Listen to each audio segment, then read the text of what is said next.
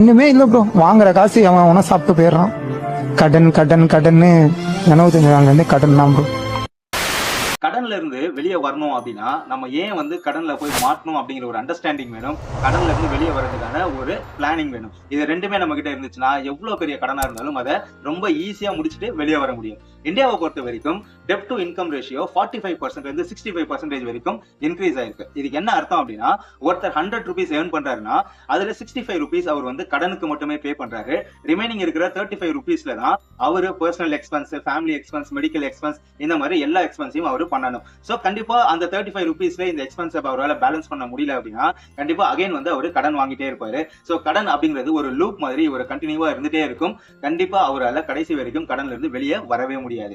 But இதை break பண்றதுக்கும் சில டெக்னிக்ஸ் இருக்கு. அது என்னன்னா, முதல் விஷயம், பொதுவா நிறைய பேரு தேவையில்லாத விஷயங்கள் பண்றது மூலமா தான் கடன்ல போய் மாட்டுவாங்க. ஃபார் எக்ஸாம்பிள், ஒரு சிலர் தெரிஞ்ச ஃப்ரெண்ட்ஸுங்களுக்காக ஹெல்ப் பண்றேன் அப்படின்ற பேர்ல தேவையில்லாத ஒரு கடன்ல போயிட்டு அவங்க மாட்டியிருப்பாங்க. ஒரு சிலர் என்ன பண்ணுவாங்கன்னா, தெரியாத பிசினஸ் நான் பண்ண போறேன் அப்படின்னு சொல்லிட்டு யாரோ சொல்றாங்கன்னு அந்த பிசினஸ் இன்வால்வ் ஆகி லாஸ் ஆகி ஒரு கடன்ல மாட்டிப்பாங்க.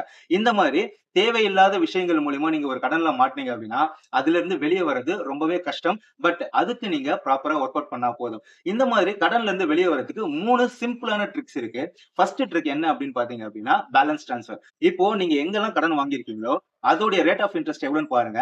அதை விட எங்க உங்களுக்கு ரேட் ஆஃப் இன்ட்ரெஸ்ட் கம்மியா இருக்கோ அங்க அந்த லோனை டிரான்ஸ்ஃபர் பண்றது மூலமா உங்களுடைய பர்டனை ஓரளவுக்கு கம்மி பண்ண முடியும். செகண்ட் பாத்தீங்க அப்படின்னா, டெப்ட் கன்சாலிடேஷன். உங்களுக்கு மல்டிபிளா நிறைய லோன்ஸ் இருக்கு அப்படின்னா அதை நீங்க சிங்கிள் லோனா கன்வெர்ட் பண்றது மூலமா சிங்கிள் லோன், சிங்கிள் இஎம்ஐ அப்படிங்கிற ஒரு விஷயத்தை நீங்க அச்சீவ் பண்ணலாம். இதனால உங்களுடைய மென்டல் பிரஷர் அப்படிங்கிறது ரொம்பவே கம்மியாயிடும். மூணாவது ரொம்பவே முக்கியமான ஒரு விஷயம், நீங்க கடன்ல இருந்து வெளியே வரணும்னு முடிவு பண்ணிட்டீங்க அப்படின்னா அடிஷனலா கடன் வாங்குறத ஸ்டாப் பண்ணணும்.